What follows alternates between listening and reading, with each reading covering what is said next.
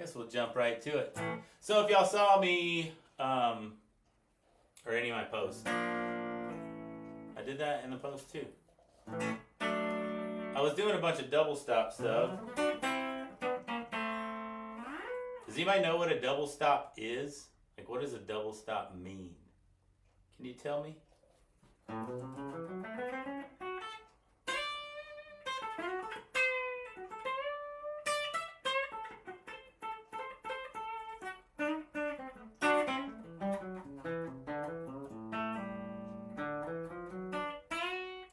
I'm gonna just tell you.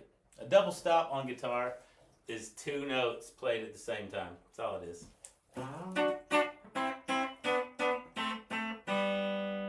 And there's all kinds of different versions of them.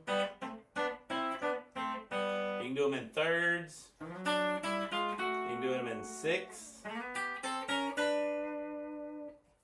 And, or in fifths. There's all kinds of different, that was one that I was doing in the post today that I was doing in A, right?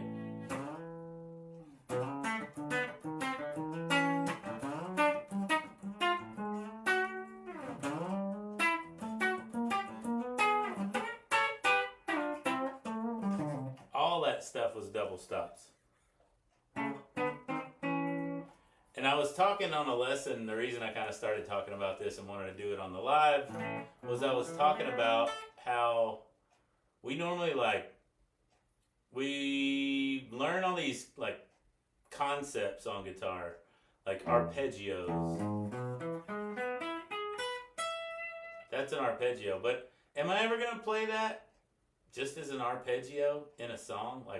Most likely no, probably not. So how am I going to use that? Well, I'm going to use that to get somewhere, you know? So the cage system, it goes. Am I going to play that in a song like that? Nope, sure ain't. But I can use my arpeggios to move from each caged grouping, right? So you have to have all of your shapes, right? And then you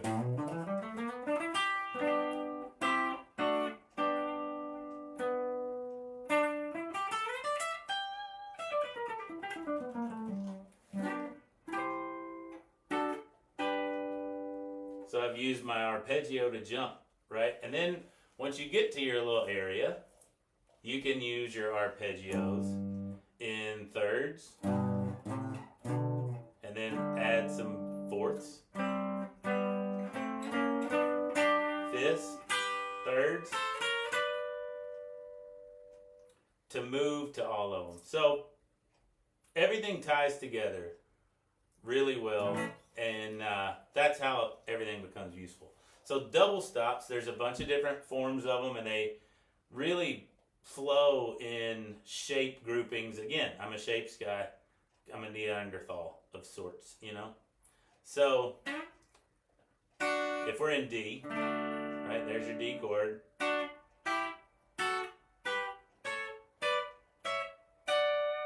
You could play a D major scale if you were to do it on one string. The formula for a major scale, I don't know if any of you guys know this or not, but it's 2.5, 3.5. So there's your starting note, whole step, half. That's 2.5. Whole step, whole step, half. 3.5. 2.5, 3.5. Okay? So now we take this shape, and then your second shape is this shape. And we're going to go follow that same scale, 2 of those, 2 of that shape, 2 of that shape, and you're back to the top. That same thing, if we're in G, works there. In this particular one, you have this shape and this shape. Okay, so you're kind of diagonal fret 3 and 4. Here, you're straight up and down, both on fret 5, right? So you have this shape and this shape. You start here in G, 2 of those, 2 of those, 2 of those, than that one. Is that making sense? So double stops, you can take that whole thing and go across strings. When you get up to the A and G string, we'll go down to A because it makes more sense. That's where that lick, or one of those posts that I made in the past couple days. Can't remember what's what.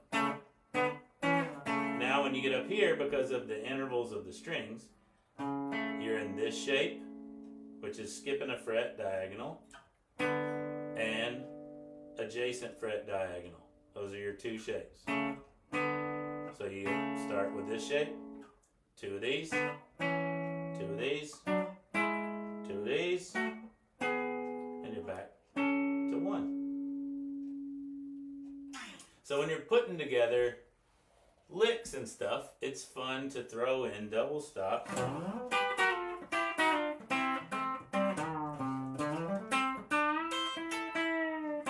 And then the pedal steel bends within them. Triple stops with pedal steel bend.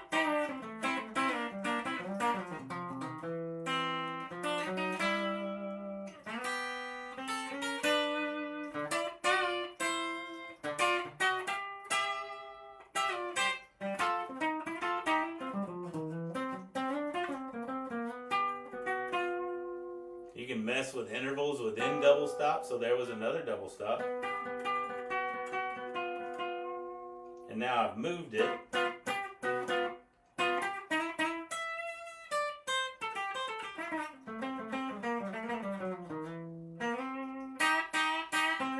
And it's not just country stuff. A lot of, depending on what pickup I select on a guitar, it kind of makes me play different genres.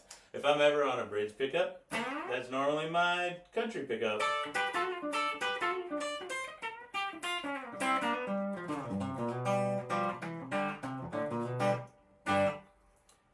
If I go to the middle pickup,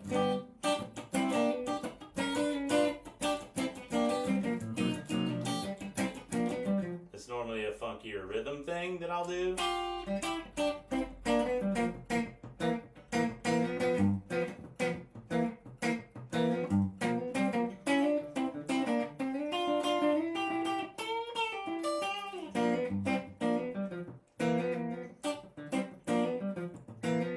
All those are double stops that I'm doing in a rhythm.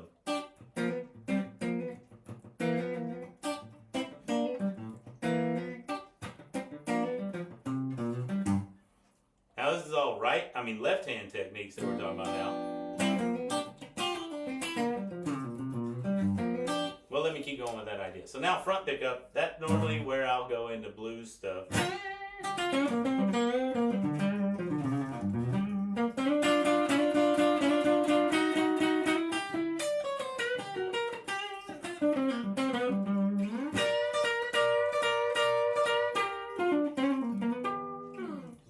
Stops there too. So it's not just a one genre thing. You don't have to just be a country player to be doing double stops. They're useful in every single genre. And while we were talking about that, I had the thought, I'm going to move over this way so you can see my right hand and back up. There's also all the techniques of this side. You have alternate picking.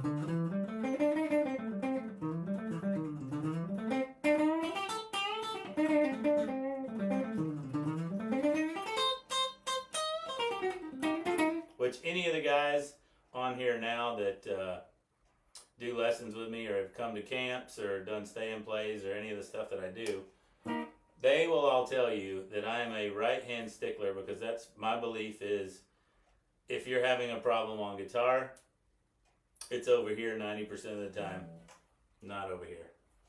So alternate picking, very, very important. Then you also have hybrid picking going on.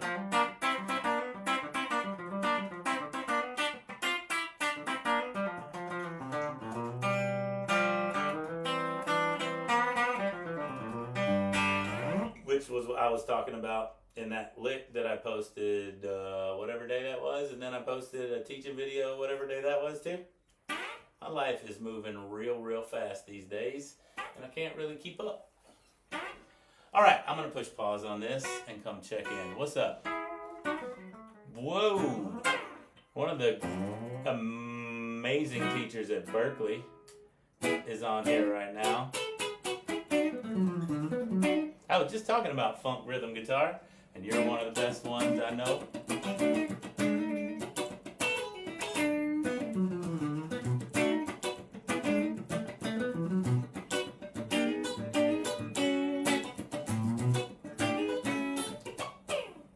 Anyhow, it's good to see you on here, man. Thanks for gracing us with your presence.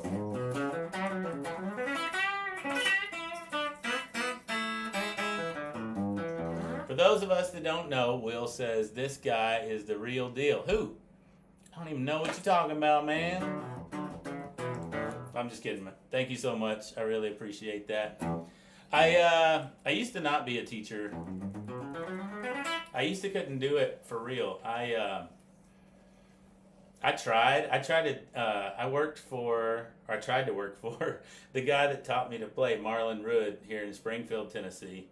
And when I was teaching for him, I just couldn't handle it. I didn't have the patience, I guess. And I would come out. That was one time I told a mom after her son was not doing very well in lessons, and I came out and was like, "Ma'am, you're gonna need to buy this kid a football or baseball bat or something, because he is not cutting it on guitar, and I wouldn't bank on him ever figuring it out." And now I fell in love with teaching. It's become a huge passion of mine. And yeah, I'm just, I just want to help people if I know something that they haven't figured out yet. The one time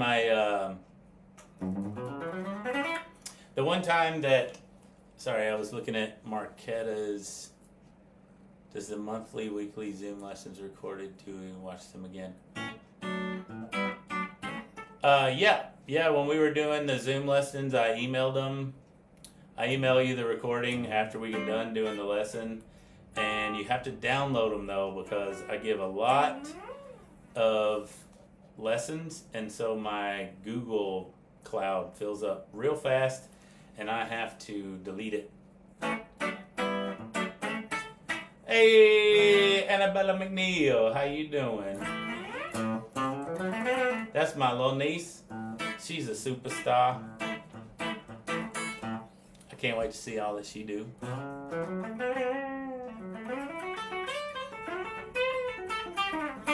How old is too old? 0. That don't happen. Only thing about that old saying that says, you know, can't teach an old dog new tricks or any of those. Choose your pick your choose, whatever, however that goes. It's not, to me, it's very untrue. What it should be is you have to get an old dog to sit down and do the work. Because you can learn the tricks. And it doesn't matter how old you are. You just put the time in. I actually have a student of mine in the cave right now that just drove all the way from Texas, and he'll tell you the same thing. He has sat down and put in the time. Here he comes. I knew I'd coax him in here. Sorry, you gotta move that chair out of the way because I didn't think about it in time. That's okay. Mike Beatty, everyone. Here I am. Hey, everybody. He'll tell you. Old dog, new tricks. Yep. Yeah, if you put the work in, you can learn all the new tricks you want. That's right. Old dogs are lazy. that was what I wasn't going to say it like that. I'm glad you did. Old dogs are lazy, and Yeah. and I found after retirement I had more time, and what I wanted to do was learn as much as I could. And this guy's the best. He's a beast. He's very patient. He's not mean. I mean, well, you can be, but depends on if you practice that week or not. But Bart is very giving. Highly recommend a camp or a play and stay or taking lessons with him. He's just been fantastic. Even my wife says I sound better on guitar.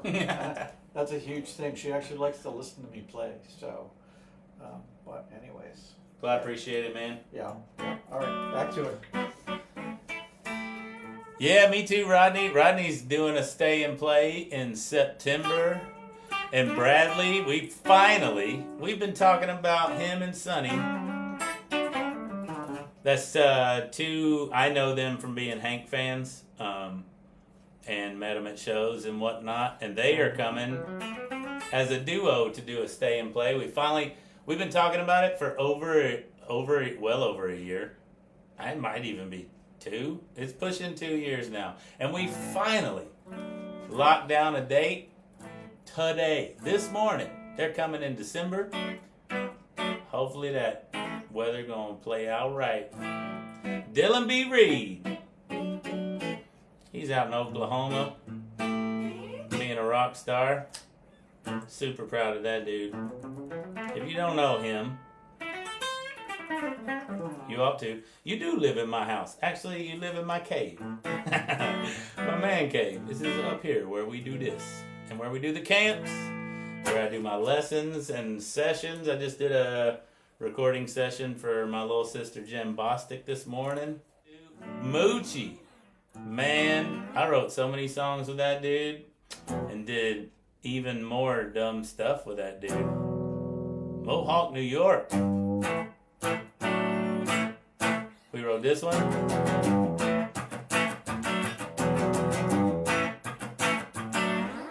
We wrote this one.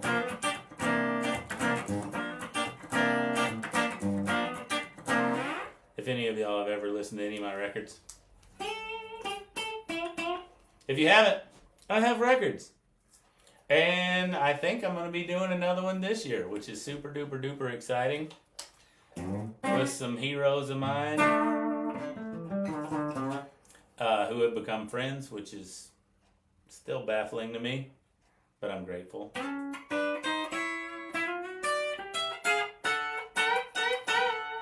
That's a cool little California country thing there. If you do get into the double stops thing,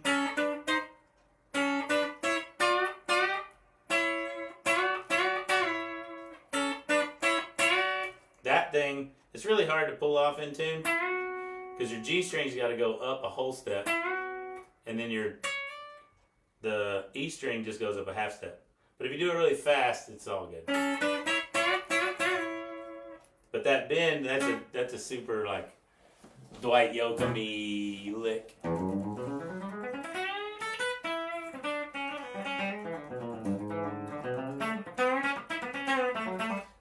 SRV, boy, Rodney, you're ate up with SRV. Maybe as bad as me. No, definitely not as bad as me. Cause I got one of these. That's my favorite photo. Let's see if we can get in the close-up one. It's my favorite photo of Stevie Ray Vaughan right there. And it's almost done being put on my arm. We still got to do the background.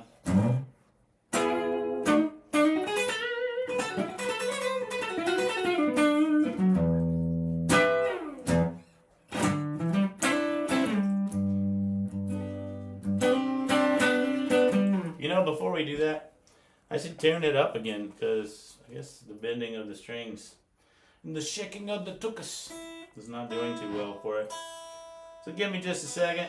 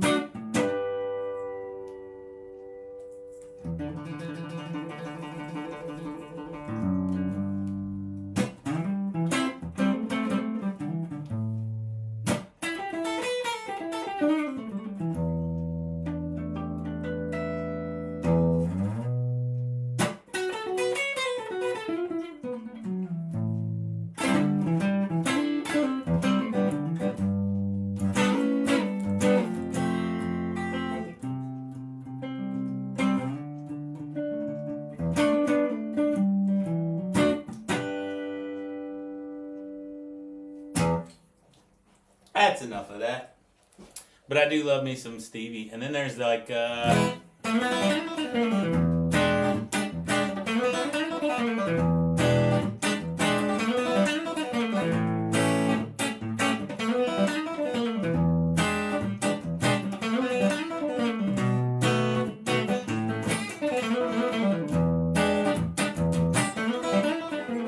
that satisfy the urge, Rodney? Cowboy Eddie is my buddy. Love what you do, man. Appreciate that, Derek. I love Mr. Cowboy Eddie Long as well.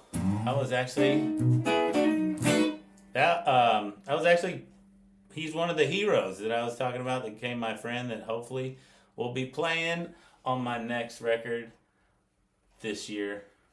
Putting it all out there. That way I have to be accountable. If I say I'm going to do it like this, then I really have to do it.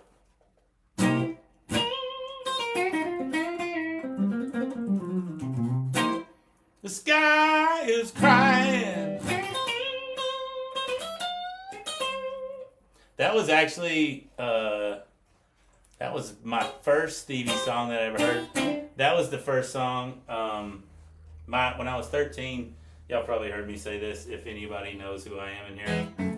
My parents got me a radio when I was like 13 years old, and that was the first time that I had control of the dial.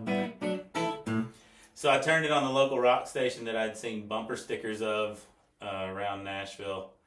And it was 103 KDF at the time. And the first thing that came out the speakers was Stevie Ray Vaughan's Sky is Crying. And changed my life forever. And then from there, I started being a Stevieite, a Stevie disciple. And played a bunch of my own things. And then Reese Winans got in my band from Stevie Ray Vaughan and Double Trouble. He joined the band and it's like Soul to Soul record. And then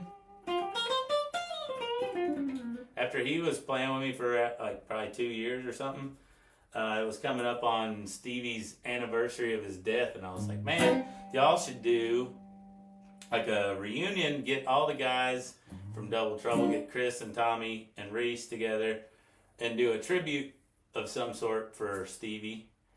And they did it. And I got to be a part of it. Excuse me. And I got to meet Chris and Tommy and play with them. And I played my favorite Stevie song.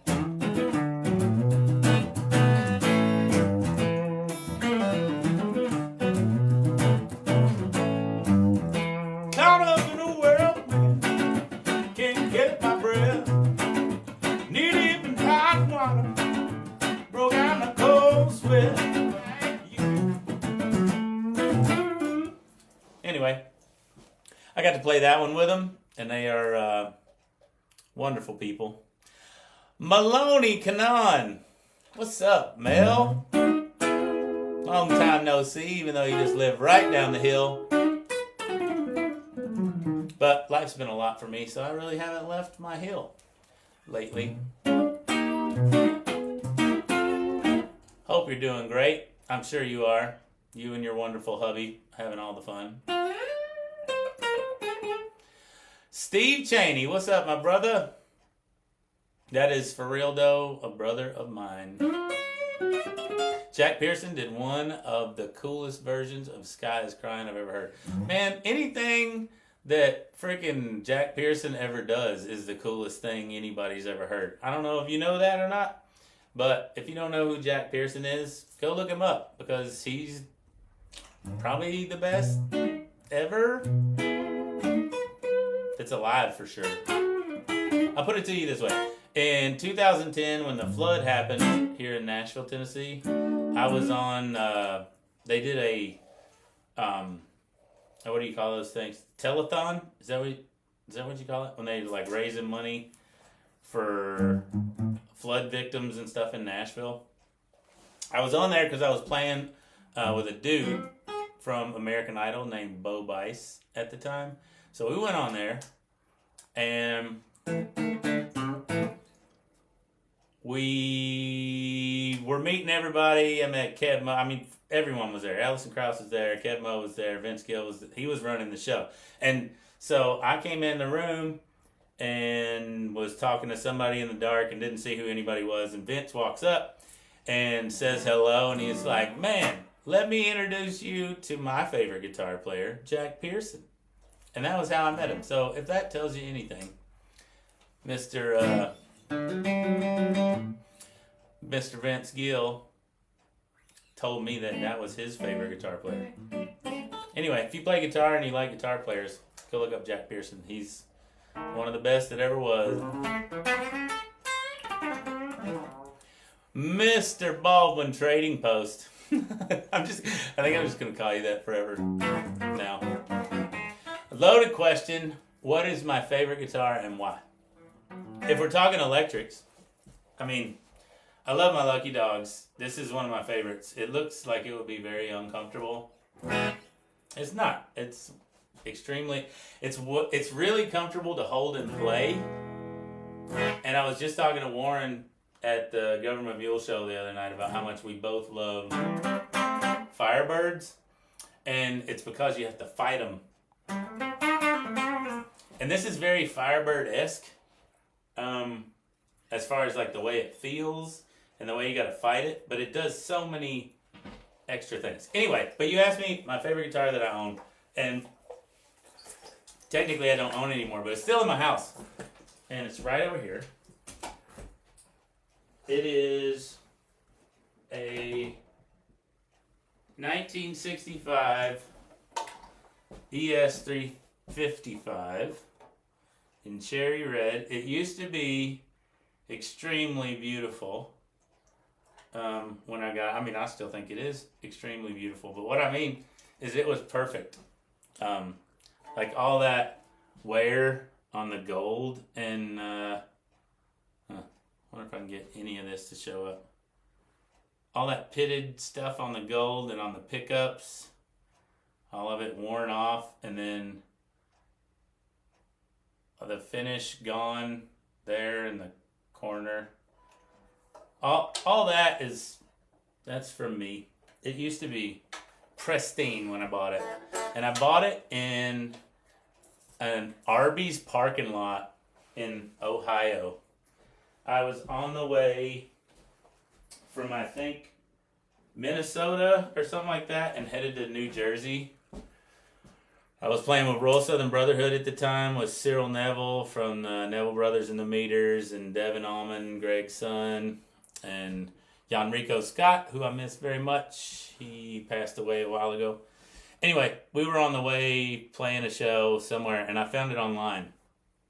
It was actually on eBay, and he had it listed. That was a dream guitar of mine.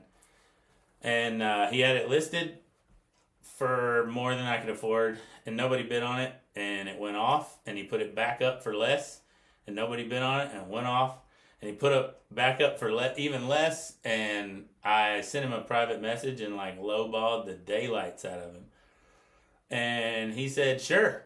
And so I met him in an Ohio, Arby's parking lot in Ohio, paid him cash, took it on the road, and my plan was to take it home.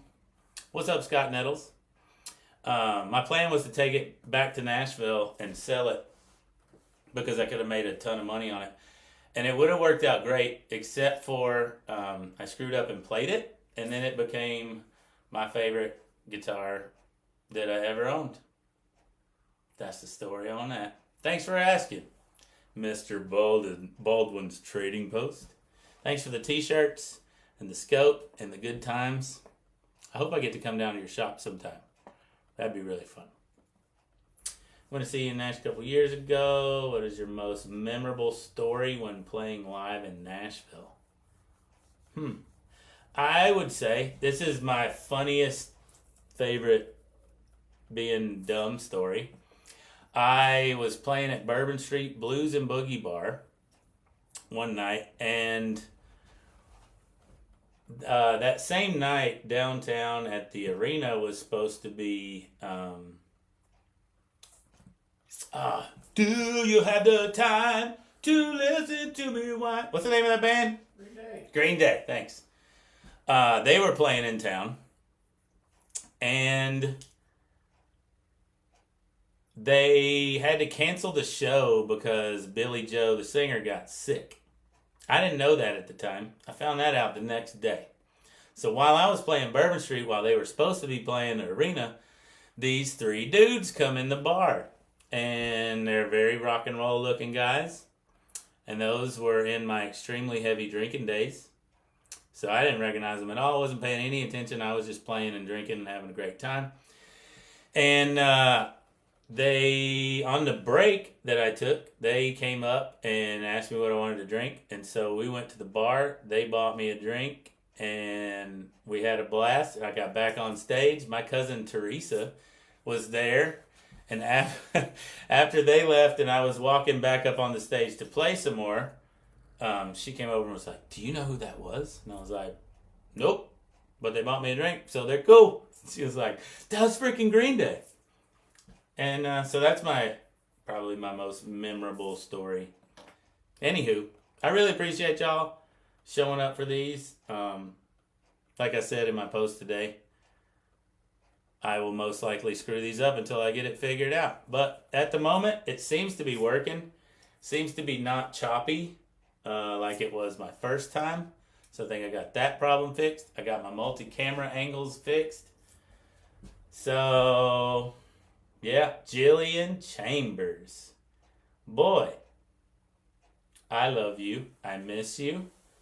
And I get to play with your daughter on the worship team for my daughter at church. How cool is that? I was just thinking about y'all today.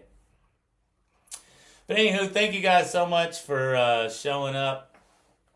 And I would, Whiskey Rob Gallhofer, he asked where the whiskey at. The whiskey is in my past, my friend. Anywho, I appreciate y'all coming and supporting. I hope that you guys enjoyed it, got something out of it if you're a guitar player, or got something, had a laugh if you're not. And if you guys would just, share, post, tell everybody you know that I'm doing this, it would be great, because I'm just trying to get the word out and help people along their guitar playing journey, whether it be on these lives or on posts or my YouTube channel or badassguitarschool.com, where I do lessons and the monthly library membership. Camps, all the camp dates are listed somewhere.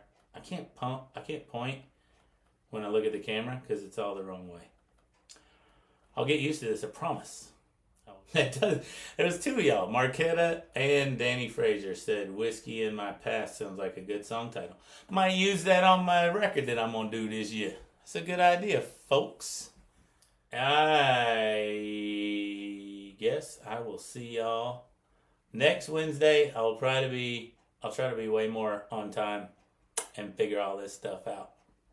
But for now, I reckon I'll see y'all later.